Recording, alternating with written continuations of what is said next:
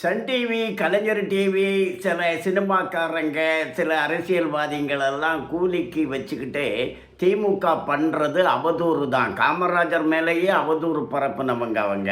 யாரெல்லாம் நேர்மையானவங்க இருக்காங்களோ அவங்க மேலெல்லாம் அவதூறை பரப்பி விடுறது தான் திமுகவுக்கு வேலை. இப்போது தாவேக்காவும் திமுகவும் தான் கரூர் சம்பவத்துக்கு சம்மந்தப்பட்டவங்க. ஏன்னா நிகழ்ச்சி நடத்தினது அவங்க, பாதுகாப்பு தந்தது இவங்க. 41 பேர் கொலை செய்யப்பட்டதற்கு, மரணம் ஏற்பட்டதற்கான விசாரணையை சிபிஐ செய்யணும்னுட்டு விஜய் அவர்கள் தான் வேண்டுகோள் விடுத்தார். அதன்படி அவர் போய் அங்கே போய் விளக்கம் கொடுத்துக்கிட்டு வர்றாரு. அதை போய் பிஜேபி விஜயை தன்னுடைய கூட்டணியில் சேர்க்கறதுக்கு முயற்சி பண்ணுறாங்க. திகார் சிலையா கூட்டணியான்னு கேட்குறாங்க. அப்படியெல்லாம் சன் டிவியை வச்சுக்கிட்டு, கலைஞர் டிவியை வச்சுக்கிட்டு, இவங்களுடைய கூலிப்படையை வச்சுக்கிட்டு அவதூறு பரப்புது இந்த திமுக. பிஜேபியை பொறுத்த மட்டும் அவங்க குற்றவாளிகள் இல்லை, திமுகவை பொறுத்த மட்டும் அவங்க குற்றவாளிகள். இப்போ துப்பாக்கி விற்கிற குற்றச்சாட்டு கூட திமுக மேலே வந்திருக்கு. திமுக நிர்வாகிங்க தான் 2 பேரும் கைதாகியிருக்காங்க. என்னன்னா துப்பாக்கி விற்பனை பண்ணாங்களாம். ஏற்கனவே கஞ்சா விற்பனை, போதைப்பொருள் விற்பனை, கள்ளச்சாராய விற்பனை, இதெல்லாம் திமுக காரங்க தான் செய்கிறாங்க.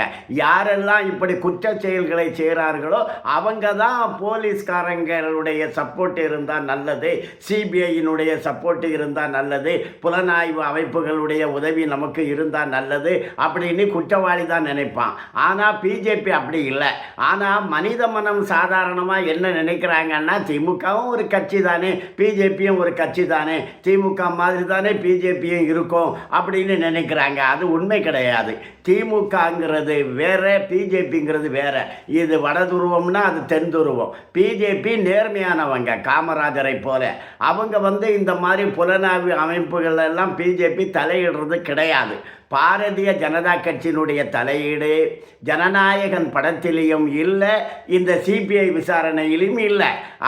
அந்த சிபிஐ விசாரணை பண்ணக்கூடிய அது ஒரு சுயேட்சையான நிறுவனம், சிபிஐ நிறுவனம். அதில் அரசியல்வாதி தலையீடு செஞ்சால், யார் வேணாலும் தலையீடு செஞ்சால் அது குற்றம்.